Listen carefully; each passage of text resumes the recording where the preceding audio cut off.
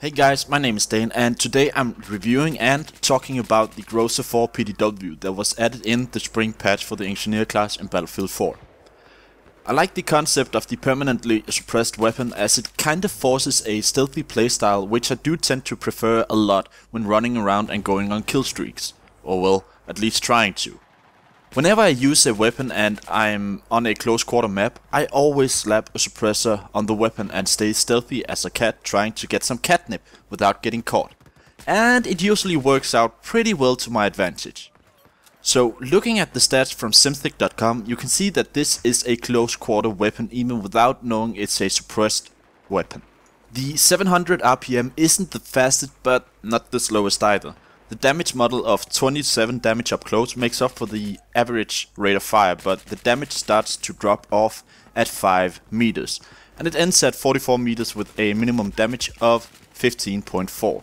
The muzzle velocity of the GROZA-4 is 300 meters per second, and this is where it gets clear that this weapon is solely meant for close quarter combat, because you can't really do anything against players at medium range. And the reason for this is the muzzle velocity. With a low muzzle velocity at 300 meters per second and the huge damage drop off, and it starts as soon as it does, you're kinda more or less, well, let's just say it as it is, you're forced to being in close quarters. The reload speed isn't the best either. The short reload is 2.9 seconds and the long reload is at 3.75 seconds. So even if you do manage to keep one bullet left in the chamber, which I found to be pretty hard with a mag count of 21 bullets, there's still a pretty lengthy reload to deal with. The recoil pattern is a different story though. It's got a .31 vertical pull, a .15 left pull, and a .24 right pull, which is easily managed with a bit of recoil control, and with a first shot multiplier at 1.25, this weapon is actually really easy to control overall. The hipfire accuracy and the moving accuracy is great as well, so this weapon is accurate in close quarters while moving around, and you don't have to worry all too much about being caught off guard, because your hipfire is great as well. It was quite simple and straightforward to customize this weapon with attachments. I simply slapped an ergo grip on the GROZA-4 along with the laser sight to make it even better at running and gunning and hipfire for when I get caught off guard.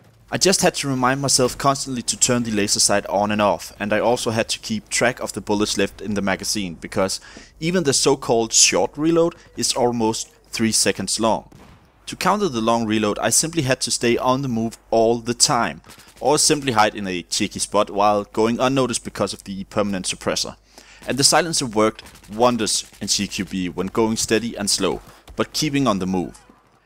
I really had to make use of the fact that it's great at moving and firing at the same time to win firefights, because a lot of the weapons I encountered in CQB had more firepower than I did, especially the reworked and the now working shotgun that has been dominating CQB ever since the spring patch. So keep light on your feet, float like a butterfly, sting like a bee, and then flank the hell out of every opportunity you get.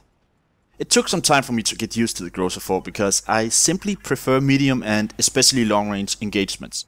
But the GROZA-4 is meant for close quarters, and if you don't stick to close quarters, you will be at a disadvantage, as these stats would kind of tell you without me needing to emphasize this.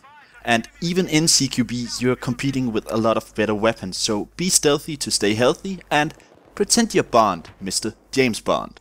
But as said earlier, I like the concept of a silenced weapon, but I just don't think that I'll ever choose the GROZA-4 over any of the other PDWs, because they all seem more valuable in their own way, whereas the GROZA-4 merely seems like a concept gun and not a weapon that actually brings anything great to the table. If the short reload had been twice as fast or the magazine count has been twice as high, then I think this would have been a valuable addition to the game without being too overpowered at all.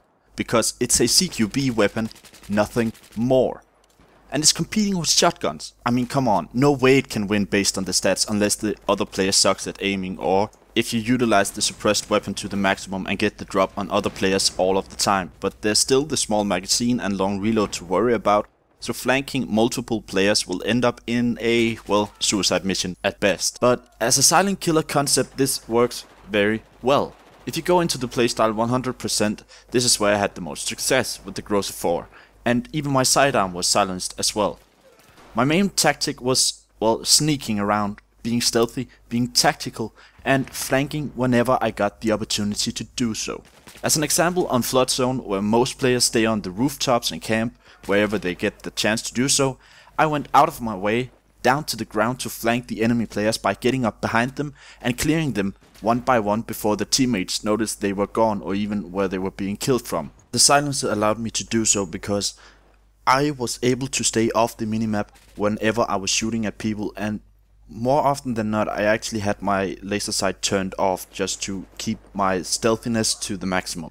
But if running and gunning, being stealthy and sticking to CQB and nothing else than CQB is your thing, then I recommend you giving this weapon a go. And even if it's not your thing, you should try it out just to see if you fall in love with it. And that's about it for today, folks. I hope you found this useful and you enjoyed it. So please let me know in the comments below what you think of the GROZA-4, how you play with it, how you use it, just how you fiddle with it in general and what kind of attachments you use. And of course, do you love it or do you hate it? So yeah, don't forget to like this video, share it with your friends and subscribe for more and future content on my channel, and I'll see you guys in the next one.